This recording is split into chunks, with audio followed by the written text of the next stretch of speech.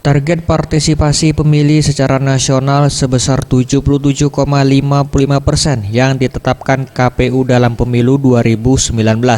Komisioner KPU RI Divisi Sosialisasi Wahyu Setiawan menjelaskan, target partisipasi sebesar 77,55% secara nasional mampu tercapai dan realistis. Dengan melihat di berbagai tempat di wilayah Indonesia, antusiasme para pemilih khususnya di kalangan milenial cukup signifikan.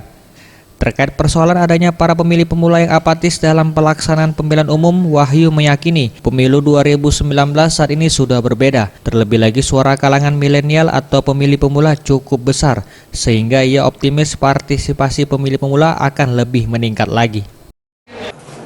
Kita semua berharap bahwa target partisipasi politik 77,5% dapat dicapai dalam pemilu 2019. Hasil survei menunjukkan bahwa antusiasme pemilih pemula menunjukkan bagus. Beberapa kali kita diundang di forum-forum pemilih pemula. Aktif dan masih tercatat sebagai mahasiswa bisa melakukan pencegahan terhadap beberapa upaya pelanggaran. Misalnya yang kita sering dengar adalah fitnah, hoax, dan juga kampanye di media sosial yang tidak sehat. Tim Liputan Sriwijaya TV.